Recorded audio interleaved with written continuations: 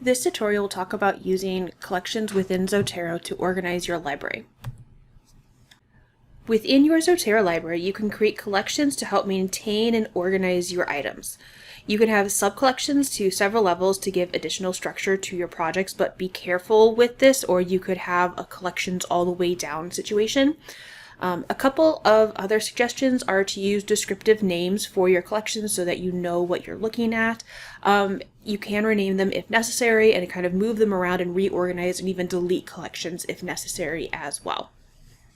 So within my Zotero library, you can already see that I have a number of collections created. Currently, I am in my library, so all 400, almost 500 items are in this gigantic long list, which does not help me if I'm working on a project and having to search for them. So I've created a number of collections that are either based on a particular class I'm taking, a particular project I'm working on. A couple of suggestions on how to create collections are to kind of use organization based on your class and then adding projects underneath this. So I could come over here to COM 309 and add a sub collection under here for a particular discussion or paper or project I'm working on. Otherwise, you might want to actually just use collections for projects. So for example, if I'm in a Psych 400 capstone, I actually have additional sub collections here for the different sections of that capstone that I'm working on. And again, I could have more sub collections under these too, but I'm again going to keep it pretty simple with just the 3. To create a new collection, I can use the new collection icon at the top of my organization pane and type in the name of my collection here. I could also choose where I would like to put this. So it can either be a top level collection in my library, or I could put this as a sub collection in, say, my demos folder here. Additionally, I can actually right click on a number of the collections that are already made, or even on my library, and create a new collection like this. If I click on an actual collection that I've already created, I can create a new sub collection that will open up that box again, create a new sub collection like this. Otherwise, when I'm clicking on this, I can rename the collection. So if I wanted to rename this demos, I can also use this to move my collection. So either I can move a sub collection back up to my library, or I could put it under a different collection altogether.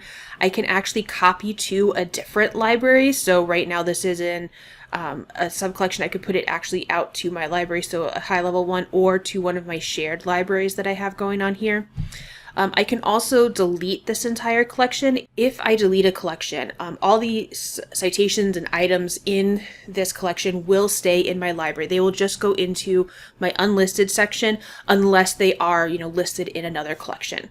If I delete my collections and items, this will move the collection and all the items that are within it into my trash, which will eventually be deleted based on the settings. Typically, the default is 30 days, but you can change that as well. You can also export collection to notes and files in a couple of different formats here if you'd like to move it in between programs. You can also create a bibliography from the collection. So instead of individually choosing items from this collection, you can just create an entire bibliography this way. You can also generate a report from a collection, and this will give you kind of an overview of what's in here, including information about each of the individual items in here. So citation information, when it came in, any attachments that are listed, so whether that's a full text PDF, or in case you have actually added notes onto an item here, you can actually see them, and these are coming from a PDF view, but I've actually added them as a note directly onto my citation. So this is kind of nice if you're looking for kind of a way to print out and view your collection at a glance. One thing to note is that items that are within your sub-collections aren't automatically viewable or included in your parent collection. You can change this, however, by going up to View and then clicking on Show Items from Sub-Collections, and then all the items that are individually put into these weak folders here actually will show up in your larger project. So again, if you are kind of organizing a capstone project like Psych 400 here, and you had been including individual citations into these different sections, making sure that they're viewable in a full project list is often useful, especially when you're going to be creating a bibliography from the entire collection. If you have any questions about Zotero, please feel free to ask a librarian. Thank you for watching.